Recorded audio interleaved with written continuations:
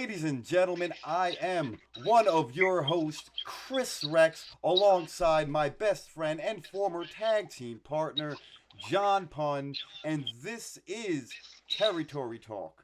And on Territory Talk, we review the episodes of Vice TV's Tales from the Territories. And the first episode aired on Wednesday, and it was titled Memphis, where wrestling was real. Punn, let's get down to it, man. We just watched it together. Both of us watched it for What the a second debut time. episode. Yep, what a debut episode for the series. And I was just blown away by some of the things I heard. And with what they were talking about, it seemed to be, mid to late '80s they were talking about with the Memphis wrestling there and some of those stories. So, I was just blown away. I was shocked. What do you want to start with? Do you want to start with, Well, I mean, the sign? let's get before we get into the actual episode.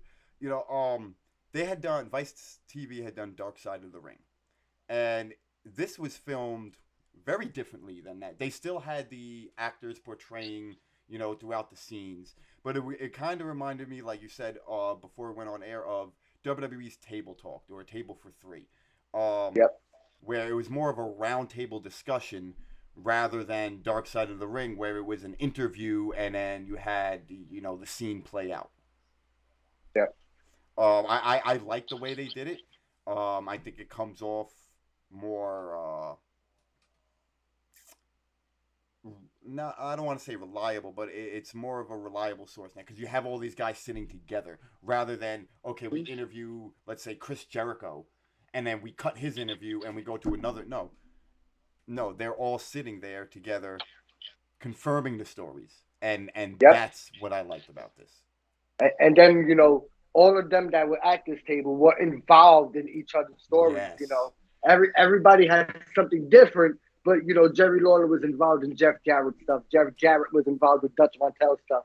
So they were all intertwined in each other's stuff at that time in the '80s, and all together in Memphis yes, or in Tennessee, being they were all over that state. 100%. And we open up with them talking about, exactly what we just talked about, the Memphis territory and what it was, and it's where wrestling fans thought wrestling was real. If they may not have believed it in New York, in WWF, in a WWE, WWF territory, they may not have believed it, but down in the South, bro, it was Yep. real, and there was a Well, there was sign. one person in New York that believed it and still believes it today. My mother. Oh, I'm sure, bro. I'm sure Yeah. wrestling My was mom never would have fit. My mom would have fit perfect in the South. 100%. Wrestling was never scripted to your mom. Nope. It's Nope. just like the NFL, bro. Yeah. Yeah. Yep. Yep. But so we open up with them, just talking about the territory and how realism is what really got over down there, and how there was a sign in Jerry Jarrett, the promoter of the Memphis territory.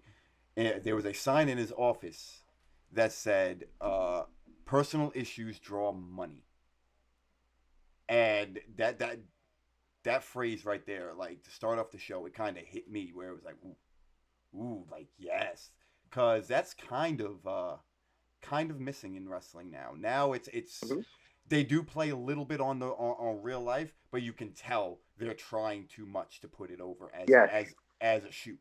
And when you try too hard, and I seen independent companies, there was an angle that CZW did a few years ago where they wanted to put it like make it seem like it was a promotion versus promotion, and they had a big brawl. And there was one thing I seen in the video that someone did where, and then that just changed my whole mind. Where I was just like, oh, in a real fight, that guy's not just gonna fucking take his stuff off. You know what I mean? Take time to take his stuff. No, he's gonna go swinging. Fucking whether there's tights on or whatever. Um, Yep. and I've always said when you try too hard, it comes off too fake. And It does. I hate using the word fake with wrestling, but it comes off really fake when you try too hard. Phony. Yeah, Yeah. Phony. you're trying it way, you're trying a little bit too hard to make me believe in what you're doing. And back in Memphis, it was believable, man. Like, you really believe Jerry Lawler really hated his opponents. You really believed that Jeff Jarrett was this good old saint. You believed in the characters, you believed in what the story they told in the ring. Yep. And the reason why I bring up um, the phrase "personal issues draw money" is because we recently talked about the whole AEW debacle on the Four Yes. Corners podcast, and we had talked about that if this was a work, this would be the greatest work in wrestling history, I think, if this was a Yeah. work. And it got me thinking, instead of going public straight off the bat and suspending people and really putting it out there that this was a shoot, you know, why not play on that and make that part of the story? Make it a People, work. yeah, okay, people know, okay, it was fucked up. It was something that wasn't supposed to happen. Like, why not? Why not use that? Why not take the ball and run with it? One reason though they wouldn't do it is because they wouldn't work together on camera to make it a work To make and to buku make money bucks? off of it. They won't. They want to knock each other's heads off. I mean, that's Do true. you But think how the many Young other Bucks and Kenny wrestlers? Omega We, want to go in the ring and have a match with CM Punk I mean, we've heard through to this make money off episode of of it? stories where wrestlers just jumping in the ring, which we're gonna get to those stories. But Yes. I mean, Yes. so two guys got personal issues. It makes for more money. It makes for more money. That's exactly how much it makes for more money. So why Yep. not put two guys who have personal issues? All right, don't go out there and kill each other, stiff each other. Give the fans a good showing. Show them that it's real, but don't kill each other. And fat in your pocket. And fat in your Exactly. pocket. Exactly. Now, one thing about the Memphis territory and a lot of the territories back then, whereas they ran. Don't worry. Now, one thing about the territories, not only just Memphis, but the territories as a whole, is they ran almost every day. Yeah. Almost They every said they day. worked 5 days a week, a different city every day. I think honestly, it was about 5, 6 days a week, twice on Sunday. We always hear that phrase, twice on Yeah. Sunday. Yeah. No, that's really how it was. And not only that, it's not like today where they're traveling and it's always a different crowd. No, they were wrestling in front of the same crowds. So they had to do something different every night. You can still have Jerry Lawler versus Jackie Fargo, but it can't be the same finish every night. It can't be the same, it can't be, oh, he put him through a table last night, so they're going to expect him to be put through a table this night. No, hit him with a chair. You know what I mean? Switch up the matches, Yeah. switch up the moves, switch up the finish, because you're wrestling in front of the same fucking crowd every night. And I wish wrestling was kind of still like that today, to where Monday, Tuesday, Wednesday, Thursday, Friday, you're wrestling in front of that same crowd because it's so much easier to grab that crowd. Now you have match 1, you got the crowd behind you. Match 2, you got them invested. Match 3, you got them by the balls. You know what I mean? So it's just Yeah. more Yeah. more of a way to grab them in because they're already believing it. And make them keep coming back for more. Yes, yes, And I liked what they talked about with the length of the show. Being that they ran 90-minute shows week in and week out because 60 minutes was too short, 2 hours was too long. 90 minutes kept them wanting to come back for more. yeah. Kept them hungry. So And I that think was great. that was really great, and that was before the era of pay per view, I believe. I don't think Yeah. pay per views were even a No thing. territory. No, yeah, not yet. Not yet. And so, Well, maybe hold on, I had a because little hairball. All right, continue. when did Vince start actual pay-per-views? I know WrestleMania 1 was that on pay-per-view or was that like That on? was the first pay per view. But I So that's believe they 85. had one other pay per view before that, and that was the one where they did with MTV right before WrestleMania, Yeah. the lead up to WrestleMania. All right, so yeah, that was like 84, The 85. during the Rock and Wrestling Connection, they did that. Yep, Yeah. yep. So yeah, this So is yeah, really so kind of before like pay per views became Yep. big, and they already had it that 2 hours was fucking too long for a show. and now we're watching 3-hour Raws every month. Right? 2 hours is fucking too much for a fucking show. Now we got 3 hours. Fucking, we have what? Like fucking 12, 13 hours of wrestling on In a WWE week. alone? Now, the Memphis territory was a wild territory. Well, the territory system back in the days was wild because it was like the Wild West. It was like an outlaw. It was the fans believed it so much that Yep. they But like you said, sometimes Memphis, it's would where it come was after real. you and wait for you in the parking lots. They'd kick you during matches. They'd try to stab you. They really believe if you were a heel, it was hard getting out in that locker out of that locker room. I mean, out of the building alive. You know. Hmm. But they had their own way of handling a pun. And why don't we let them know their way of handling unruly fans? But Memphis, they did what they did. When you have unruly fans, they got these fans and threw them back in the locker room, whether it was the cops or the wrestlers. They take them, drag them back. Sometimes the cops would even sit them down in the chair for the wrestlers to get their licks in on the wrestlers. And the cops would turn around. What's going on today? Are you going to jail or are you going home? And all beat up. They get to go home. But that's how it was. Anytime you want to jump the railing, act like you're a part of the show, you got handled like you was a part of the show. And you know what? That is something that still stands today. And it's this Today, unwritten yes. rule amongst all of us that the second one of these motherfuckers want to jump over that guardrail and try to test us, it's full swing. You want to see how Hmm. fake shit is? Like, but to the extent that Memphis did it, I don't think would fly today. No, not at all. Not at all. To, It to would be have the other way. cops to have cops themselves bring a fan to the locker room in pretty much their own little holding cell and let the wrestlers Yep. beat the shit out of them, and then be like, "So, are we going to jail? Or are we going home today?" Yep. I That mean, that just me as a that wrestler, just showed how big wrestling was in those days. 100%. To have the sheriff on your side, to have the sheriff bringing those unruly fans into the locker room, pretty much turning his back while y'all whip his ass. Yeah, So I mean, it is a totally different day I now. kind of feel Yeah, as a wrestler, I feel like we kind of need something like that. You know, but because I'm in a sure that way, fan never tried a damn thing again. it still happened, but it's much lighter because even on the Indies and on Raw, we've seen it Yeah, still. People jump the guardrail, they'll get a couple of hits and they'll get thrown out, and then the cops will take them away. yeah. So I mean, it wouldn't be a complete Well, beatdown. nowadays it seems that it's more let's get quick to break it up rather than Yep, let this dude get his ass beat. And back like when then it was Seth Rollins got jumped not too long ago. They got him. I don't think anybody hit him, and the cops took him away. You and know, like I kind of like that old school mentality of okay, you want to do this, all right, you're gonna go and you're gonna get your fucking ass beat straight up because you want to sit here and hit the wrestlers and you think that this is fake what they do. All right, we're gonna show you how real it is. Now that even adds to the realism now because now that fan comes back to the arena and he's like, no, he's telling the other fans, no, this is a fake. This is a fake. Oh no, like so it just adds to the fucking story and the realism of the Memphis territory. And through this episode, we heard a lot of tales from this territory. And one of them, Punn, is the blow dart incident. Why don't you all explain right, that one?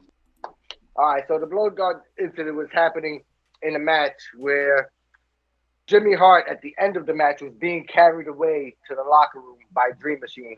And as he's being carried away, the fans are throwing shit and everything. He gets hit in the ass with something at first he thought was a lit cigarette, but ended up being a blow dart. So now he's bleeding. He realizes he needs a tetanus shot. He's limping all over. And as they're in the parking lot, the person that shot the blow dart reveals himself, and I think that's when Jerry Lawler knocks him out, Mm-hmm. if I'm not mistaken. Yeah, Now, Jerry Lawler said, "Oh, you're the guy," and one shot laid this guy out. knocks him out. All right, so now this guy starts stalking Jimmy Hart afterwards, coming show after show, day after day after day, all over the Tennessee area, stalking him, trying to beat him up and fight him.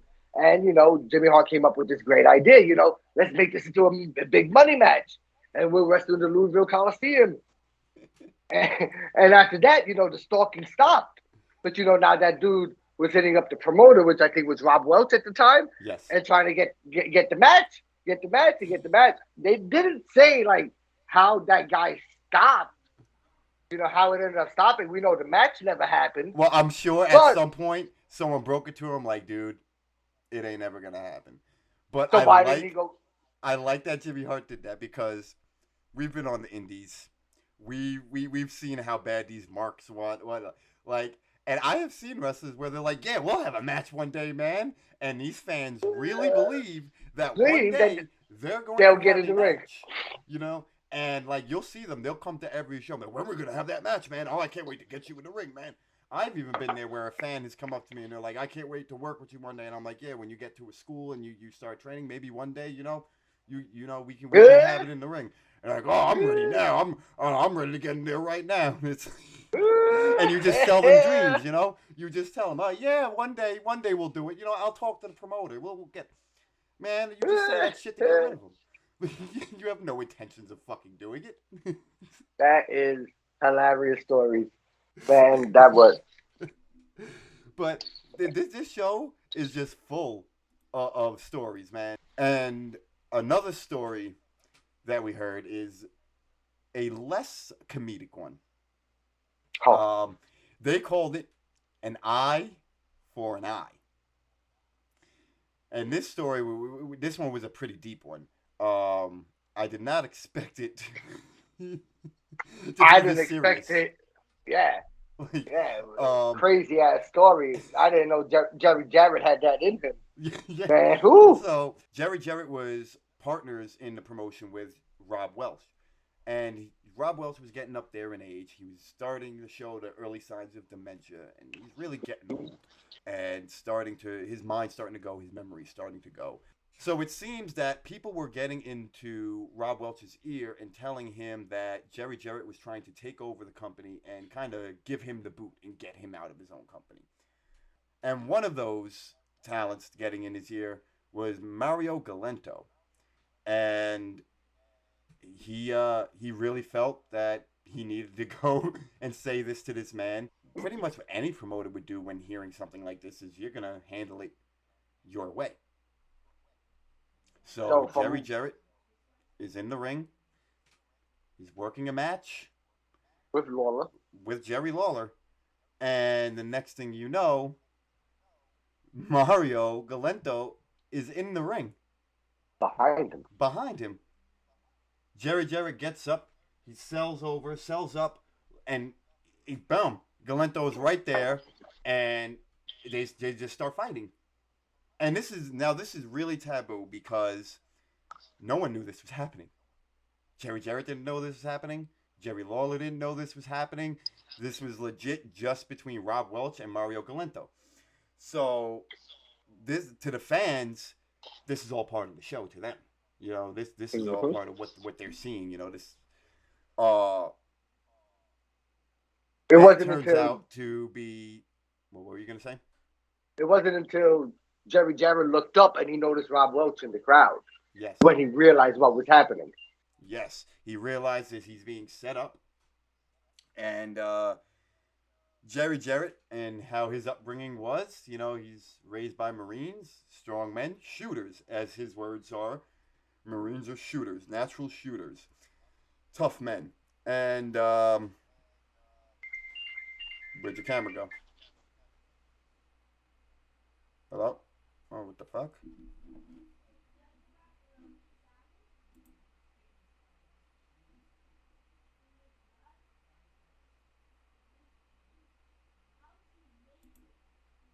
Yo, yo. Yeah, Ethan was calling me, Oh, and he knows I'm filming, so I don't know why he would be calling. all right. So it's all good. I'll start that over.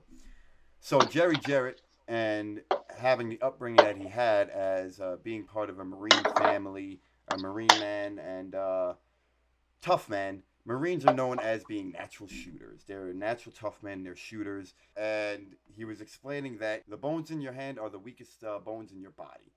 So why would you attempt to break your fist, break your wrist, break your knuckles, by trying to punch somebody in the face? there was a couple of things, he was taught. He was taught, you can bite someone in the jugular, make them bleed out.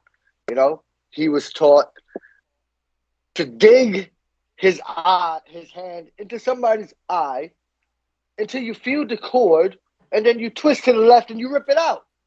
And that's exactly what Jerry Jarrett decided to do to Mario Galento. And we're not talking about some storyline where he ripped his eye and there's a fake eye there like fucking Malachi Black. No. This this was legit. His eye was in the fucking ring. Your reaction exactly was my reaction when I first heard that. And it just brought me back to hearing stories of Ming. Yeah. And the brawls he would get through, tearing people's eyes out. And then it just confirms that yo, these were tough motherfuckers in the 80s, man. Yo, I didn't know Jerry Jarrett was that gangster. Jerry Jarrett is gonna rip your motherfucking eye out your head. Is that something you thought of you was gonna hear watching that? Never. No. Never. No. Jerry Jarrett ripped Mario Galento's left eye out the socket and dropped it in the ring. So now Jerry Lawler throughout this whole thing was helping Jerry Jarrett. They're still in character though, and the fans just seen Jerry Lawler the heel helping Jerry Jarrett the face. So he had to find some way to get the heat back onto him. And the way he did that was he got out the ring and said that no one's gonna pretty much said that no one's gonna beat the shit out of Jerry Jarrett but me. I'm the only one. This is my business. I'm going to beat him. No one else is going to come in here. So that kind of saved the whole story there from being blown out and fucking up the whole characters. You would think after getting your eye ripped out, that would be the end of the beef, right? Nope. Not from Mario Galento. Nope. Not. So, Punn, why don't you continue? After 200 stitches was taken out of his head, he decided to show up again. This time, it was Jerry Lawler wrestling. Now, Jerry Lawler was wrestling a nobody, he said. Someone he doesn't even... It was a young boy. He didn't remember his name, and, he got punched in the back of his head. He was dazed. He turned around, and who does he see? Coming into the ring is Mario Galento, followed by his wife. So what happens? A brawl starts to take place. And what happened in that brawl, Punn? Jerry Lawler whipped his ass again. A nightstick got handed into the ring, and it was finally then when he realized that he's in too deep and he went too far, and he got his ass handed to him again. Yep. And yes, folks, that was the last of it. He did not come back one more time to get his ass. Rob Welch and Mario Galento disappeared off the face of the earth after that beatdown. Yep. But what happened with his wife in the ring, they didn't say. His wife was in the ring for that one, and they didn't say what happened with her in the ring. Why was his wife like, what was she going to do? Honestly, what was she going to do in this situation other than get herself harmed? Yeah. Like, especially knowing that he's outnumbered. Yeah. And not only that, it's the fact of you're not in the business. What can you possibly do in this situation other than stand there? Help!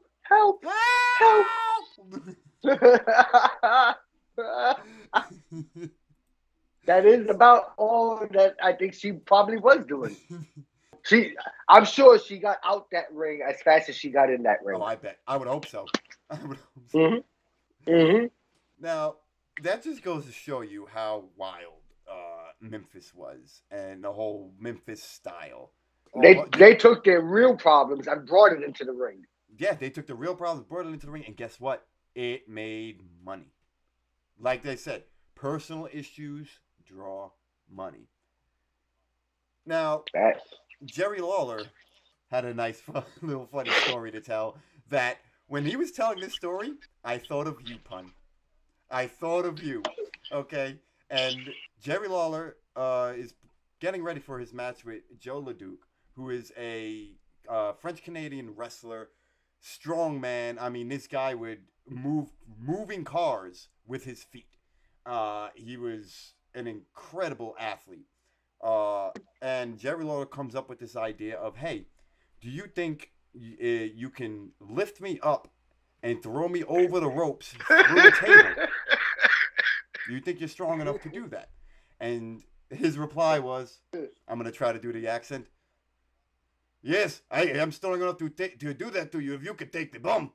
And I just thought that was so funny because I just pictured that in my head. Like, yeah, I could do that. If you're willing to take that bump, yeah, I could do it. And you know, pretty much that's what Latin Lover said to me too. well, if you could tell how we're laughing about this story, things did not go as planned. So Joe picks him up and goes to toss him over the ropes. And now Jerry Lawler had started kind of, best way I can say is flying himself towards the table. But he made one mistake that fucked up his momentum. And he grabbed onto the top rope as he was going over. And he like just hit the edge of the table. And this was not like a gimmick table. This was a legit wooden fucking table. Like 4-inch thick, 4x4 wooden table, they said. And he hits the fucking side of the fucking table. Now, Punn, can you let the people know why I thought of you when this story was being told? So when Jerry Lawler said he had a deep gash in his leg that required several stitches, I think mine is a little worse. So I was wrestling, actually. My childhood friend, my best friend at that time. So that's my best friend right now. Right there. That's my best friend. Yeah. But, all right, so this guy, 3 times my size, big dude. And I pretty much asked him the same thing. Yo, can you pick me up? You know, gorilla press me, Ultimate Warrior style, and launch me into the first row of the audience. All right? Now, you know, I kayfabed it. I had people in the first row ready to catch me when I landed there. And he said, yeah, as long as you can take it, I can throw you. Pretty much same thing, you know, as long as you can take the bump. All right? So, Latin Lover hoists me up into the air and slowly walks over to the rope and tries to throw me, but I go straight down. I use my left hand to try to prevent myself from falling fast to the ground and grab the top rope. I didn't use this hand like Jerry Lawler did to slow his going out. I used the hand when I was already out going to the floor. And, you know, since that hand is up, this hand is protecting my face. And I ended up breaking my elbow in 3 places and breaking my wrist on that landing to the concrete floor. And the first row was, you know, right next to me. I landed on the other side of the guardrail and went nowhere from the ring. I mean, that's how close we were to the fans that I knew he could throw me if he would have actually ran me to the ropes, you know, and muscled me over the top rope. But, you know, he walked like the Jolly Green Giant and went like this, and down I went. Gravity did its job that night. It definitely did. And you guys did not get the job done.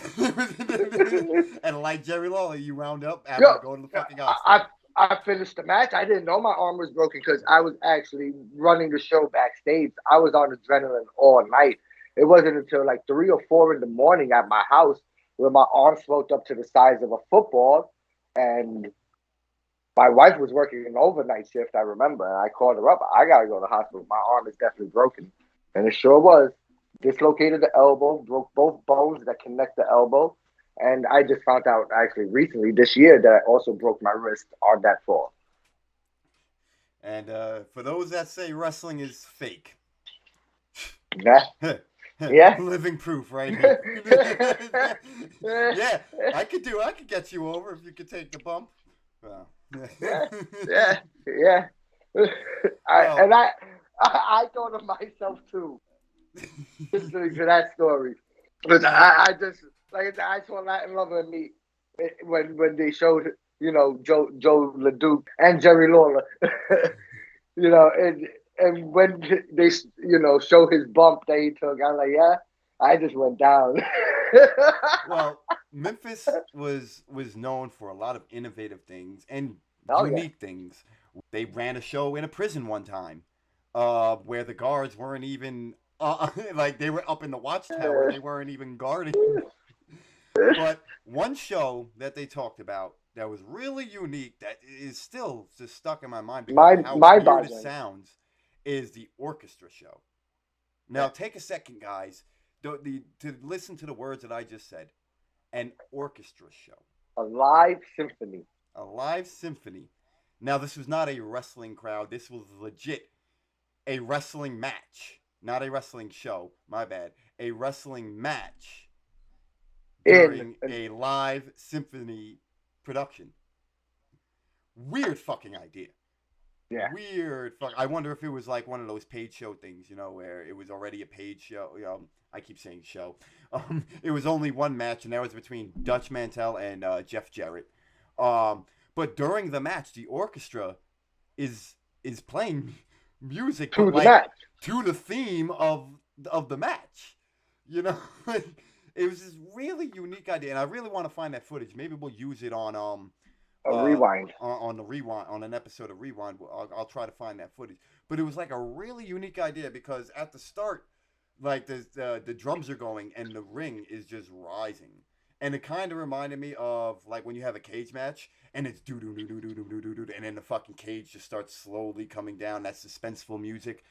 I think that was a really unique idea, and they went down in history in the Smithsonian Museum being the only two wrestlers ever in the Smithsonian Museum because of a wrestling match they had. Yep. Yep. Amazing. And yeah, to think they pulled it off to get that crowd to actually understand what was happening halfway through the match and actually get behind it. Yeah. That was pretty good, pretty unheard of, especially at that time. They even used the drum. Dutch Mantel even took the Oh, big bass drum and boom, cracked it over the head. And I mean, I really want to see that show. I really want to. I keep saying show. I'm sorry, guys. I really want to see that match now. And it kind of got me the idea, and this is the reason I keep saying show, is it got me the idea of what if someone ran a full wrestling show to like epic fucking orchestra music, cinematic music. You know what I mean? Like a whole show like that. That's pretty fucking yeah, artsy, man. Like that's some fucking next level shit Williamsburg right there. fucking shit right there. That's some next level stuff right there. Yeah, That is I that. I I I go see it. I'll buy it. I buy a ticket to it. I go see it. Yeah, I mean, for the experience, bro. You never know, bro. And Yeah, they did that in front of a non-wrestling crowd. Like it was yeah. straight, just people were there for the symphony, and they got wrestling live for wrestling. I think that was a really unique and great idea, and one of the small little things that Memphis did to really kind of change the game. Yeah. Now we're gonna start talking about some of the more lighter subjects. I think every wrestler's favorite subject to talk about: ribs.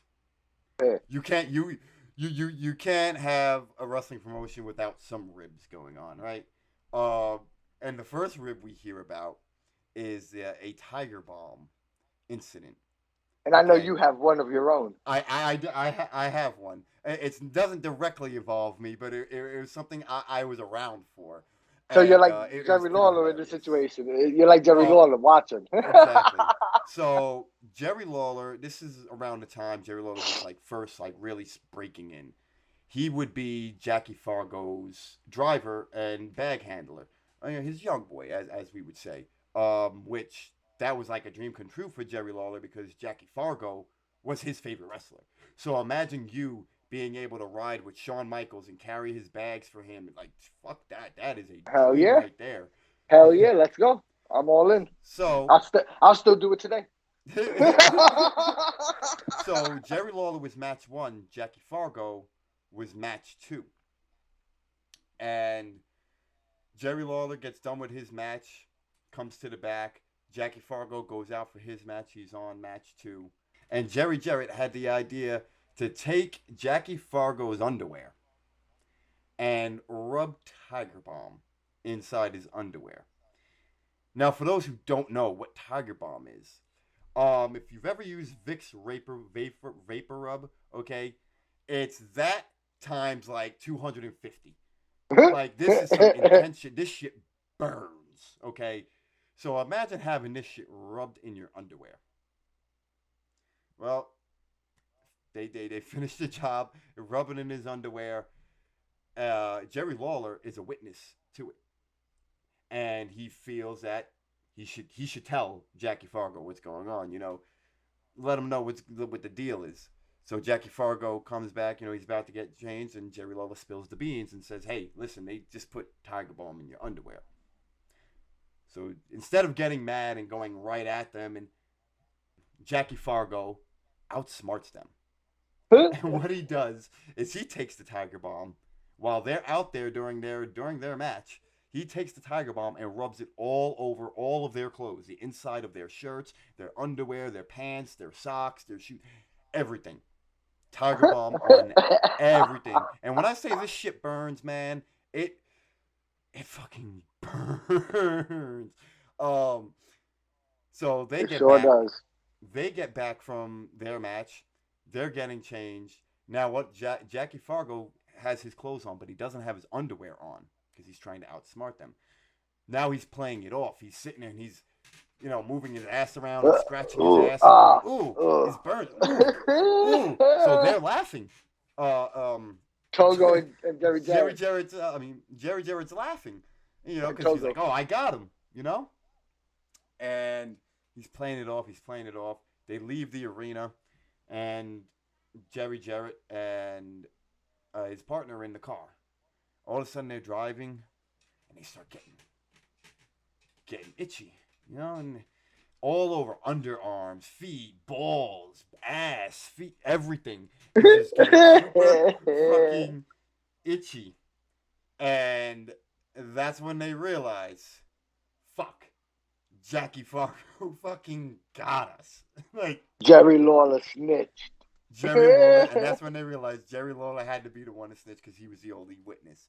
And man, what a fucking rip, bro.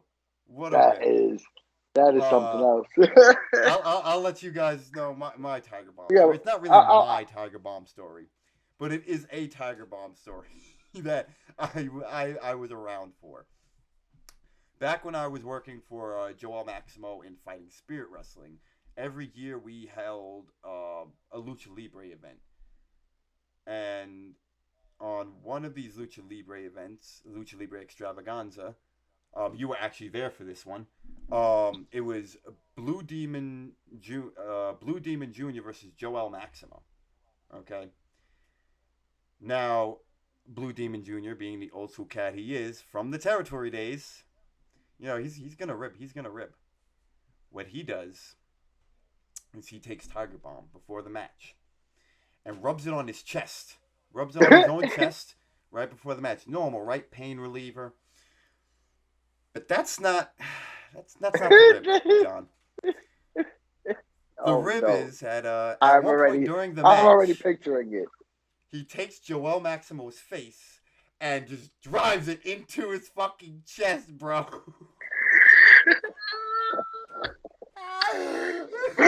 Oh my god. I'm sorry, Joel, but he takes this man's face and right into the chest, bro. Joel gets to the back and everything, and we're talking later on in the night about what happened, and he's telling us this story. He goes, "Bro, my fucking eyes were burning, my face was burning, my nose was burning, all I smelled was sweat and Tiger Balm." Oh my god. Like in the middle of the match, not like the finish of the match. Like it's. You had to do it while it was still, potent. Well, it was. Well, It was probably early in the match. but that goes to tell you, like these old school guys, man, they're a good time, man. They are really. And they'll rib you anytime, anywhere. You know who's another good ribber? Chavo Senior. Chavo Senior is another good ribber. He's a fucking funny guy, but I'll let you get to the next rib, and it's the Kamala rib. I was dying when I was listening to Jerry Lawler tell this story.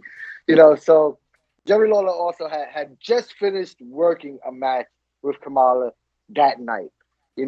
Kamala had this spot where he would bite them, make him bleed. So Jerry Lawler was already bleeding, had cuts in his head that night, you know. But he's driving along the highway now, and what does he see? Kamala come flying past him. Woo! Kamala just bought a brand new car. He came into some money, so he's enjoying life. Jerry Lawler happens to have a blue light. No siren, just the blue light that you're able to put on top of your car. So he catches up, gets ahead of him, and gets off at the next exit and waits on the off ramp for Kamala to come flying by him again. He puts the light on and he goes after Kamala, pulls him over. And back in those days, you didn't wait for the cop to come to you.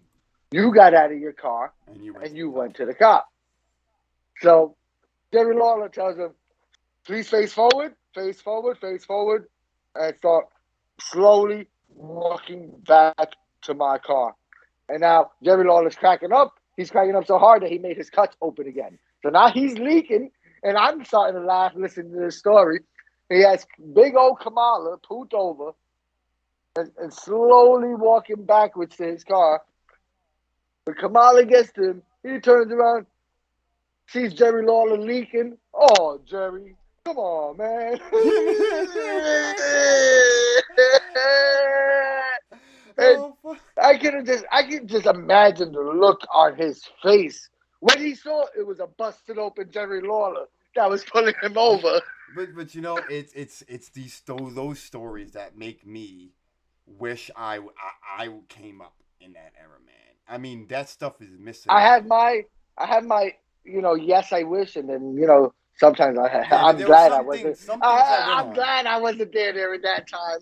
But there's other things I'm like, damn, I was out there for that. Boys, it was like you pranked each other, and it was never anything really serious. It was just the boys being boys, the boys having fun with each other on the road. You're with these guys legit 7 days a week, 300 and something fucking days a year. They're your family. They're your brothers. And just like me and you, we prank each other. We joke on each other. Then that's how do something. Camaraderie. Do something. That's how the camaraderie is. Oh, and I think the ribs is what helped pass the time. Also, being on the road, the 80s, before being on the road 5 days a week, before Wi-Fi, before YouTube, Facebook, all the social media, everything we have today. This is how the boys spent their time and how they had fun with each other, and that's what I feel like. Why I feel I wish I would have been a wrestler in the 80s. It was such a different era. Like I said, it was the wild, wild west, and I feel Kris Rex would have totally fit in that 80s environment. And so will Christopher Carpenter. Both of your gimmicks, even though one is your shoot and one is your work, but both of your gimmicks would have fit in the 80s. I mean, can you imagine if the Scumbag Nation was a tag team in the 80s? The ribs we would have pulled, bro? Oh my God. Oh my God. The whole crew, a whole era, a whole different era where we could get away with the shit we would have done. But think about the whole crew: Kris Rex, Azriel, Sammy Callahan, Kevin Matthews, Mario Boccara, and Flag Boy. Jesus. Think about the things we all would have done together. Somehow 200 miles. Somehow, all 6 of us or 7 of us in my CRV. Listen, I'm sure they packed like sardines back in the 80s, bro. Bro, it was the cheapest way. It was all about being cheap. Like Jimmy Hart said, he didn't want to get a tetanus shot because it would have had to come out his pay. He would have had to take money out his pay to pay for it. You were on a budget back then, bro. If you had to sleep in the car, if you had to travel with fucking 6 people, that's what you did. Yeah, you had to do what you did, yeah. And that's why the friendships were so strong back then. Because they fucking packed like sardines and traveled together. They're those are those elements that are missing, man. I really feel as someone who's been in the business. But that's what I was just gonna say. We offered that olive branch There's so many to take Yeah, while we were on the road, yeah. and nobody took us on that off. We could have had, Either that, a or they click like couldn't deal that, with the fact that a traveling we click. smoke weed every hour. Yeah, but our friendship, even though we were already brothers, our friendship did grow 100%. bonds while we were on leaps Because and bounds while we were on the guess what? road. When we have to go hunt the promoter down for pay, who's right there? Oh, You. oh, oh, You're oh, right there. oh. You're Better right there believe with it. me.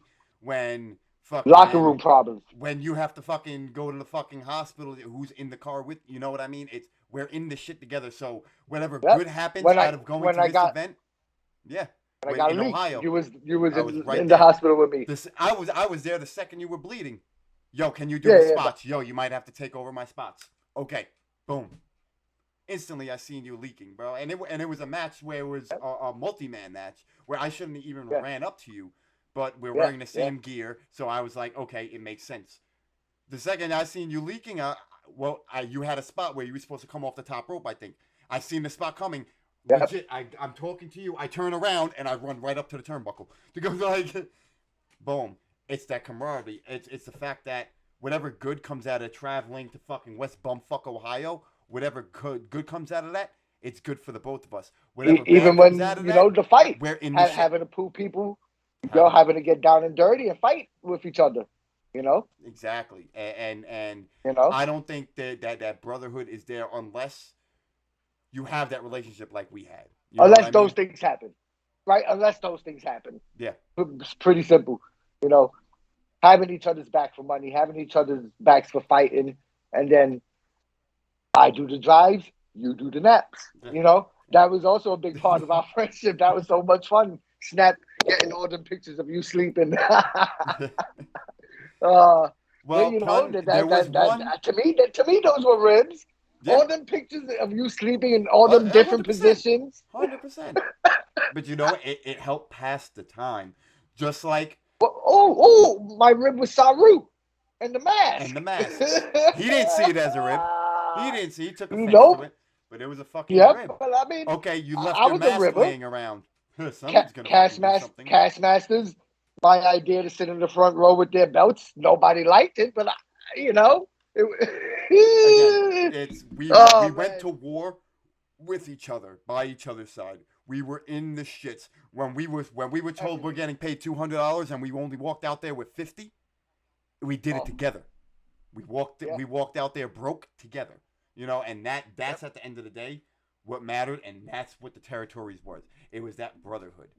Now there's one last story they told. I'm gonna let you tell this one only because you dressed as Macho Man for Christina's party. So I'll let you close out the show with the Macho Man story. One of my favorite stories, man. I was sitting here dying and like, so they're talking about, how the adrenaline is always still running after the show. So even when they go out for that after show meal, they're all still pumped. They're all still excited. And now Macho Man, what you saw on TV is what you got off of TV. So now they're at this Waffle House and he's hungry. And I immediately thought of myself when they were telling this story of Macho Man, he's hangry, Yeah. and he's trying to order his food. And some guy comes barging into the Waffle House. I just got engaged. And everybody from the Waffle House runs over to him, congratulating, celebrating it. And what is Macho Man doing? What I'm I fucking would be hungry. doing, right? Who gives a shit? And immediately it becomes hostile. And the guy's like, "You better give a shit." Well, I don't give a shit. And like, what you want to do? And I don't know. You tell me. What do you want to do? And and all of a sudden, blows to blows. And the dude ends up pulling a knife out on Macho Man. Macho Man jumps over a table, picks up the knife himself, starts fencing, doing Star Wars shit with the other dude with their knives. Ends up looking down and notices he has a butter knife. So wouldn't even left a scratch if he tried. But sirens start coming. Dude, dude runs away. and Macho Man tries to run after him, and he gets stopped by the cops at the door. Which in that town, they are all over the televisions. Everybody in that town, including the cops, know who he is. So the cops stop him, and they're like, "No, he's getting away! You gotta get him! He's getting away!" And the cops are holding him back. They're trying to calm him down, and he's like, "No, get him!" And they're trying to cuff him. One cop who's out mace, Macho Man ducks another cop in his eyes. And I thought that was the best part of the story. And Macho Man still like, "No, get him! He got away!" And then another sheriff comes in with the dog, and he's like, "Macho, Randy, I'm gonna have to let the dog out, but you gotta get him." And he's still saying the same thing, and the cop lets the dog loose. Macho Man, punts the dog once, which seems to have just angered the dog. Because what does the dog do? He takes a bite out of crime and took a bite out of the cheeks of Macho Man's ass. Ooh, he's biting my ass. And that's what finally calmed Macho Man down, you know. And when I think it was Dutch Mantel who ended up, looking at the wound that was left, and they said it was about a foot long Yeah. of bite marks left across Macho Man's ass. And the one regret Macho Man had that night, he said, if he ever seen that dog again, I would kill that dog. Oh yeah, I would kill him. Now, what I found funny is after the incident, he didn't wait for the media to come to him. He went to the newspaper and gave his story. Gave his side of the story. I was trying to read the clipping. And it said in one part, because I did read one part, I was just trying to enjoy a meal. I could just see him saying that. Like, Ooh, I was since I just have trying it to on enjoy a DVR, meal after the show. I should have actually paused it to read the fucking I'm article. sure we could look it up Man, online in some type of fucking but I know there directory. was. I was just trying to eat a meal. Fuck, man. and, and when you just think of that in his voice, Yeah, bro. It's you and can totally him see it. going to the papers himself. Well, Oh man, man, that's a Macho Man story for you, man. And bro, I think Wild West, Wild West, I bro. did. I would have loved to been his friend. I would have loved to been his friend and hanging out with him. Bro, Just his voice alone would have been entertaining. like that, and this all goes to show like the Memphis territory. It was the ribs.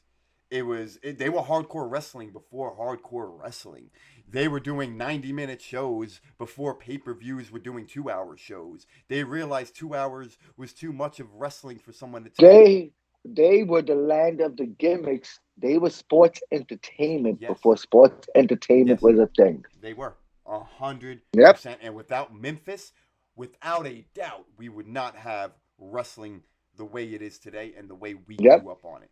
So Because I'm if you glad. remember the early days when they broke off, Jerry Lawler, Jeff Jarrett all started in WWF, and that style of wrestling came in with them.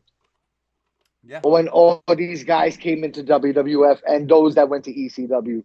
But, that's when you started seeing that style on your televisions more and more and more, and not just in the Memphis local area. And that's the thing. Memphis was hardcore before hardcore. There was sports entertainment before sports entertainment. They were gimmick before gimmick.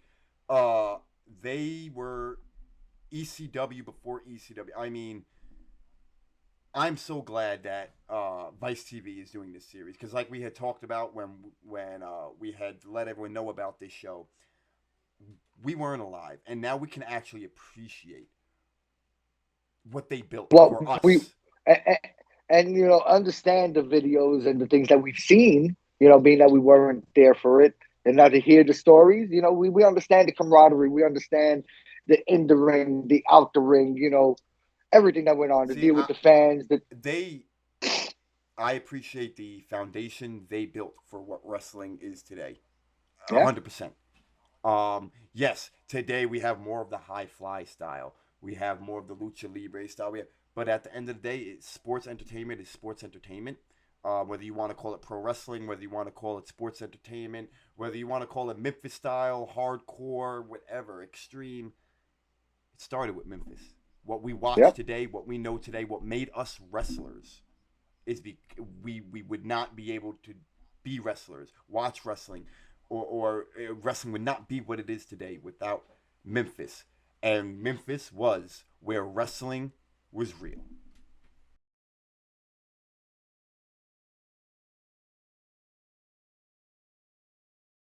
Well, ladies and gentlemen, that is all the time we have for this week on Territory Talk. This week.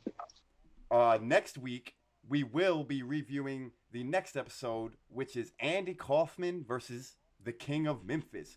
In one of wrestling's most infamous stories, TV star Andy Kaufman traveled from Hollywood to Memphis facing off against Jerry the King Lawler. If you would like to stay updated on the Four Corners Network, on all of the podcasts we have on Four Corners Network, that's the Four Corners Podcast, the Four Corners Rewind, and this show, Territory Talk. You can find us on all social media platforms above Punn's head at Four Corners Net. That's at Four Corners Net on all social media platforms. You can chat with us, DM us, give us your show ideas. On behalf of John Punn and myself, we'd like to thank each and every one of you for tuning in. As always, be excellent to each other and keep supporting pro wrestling.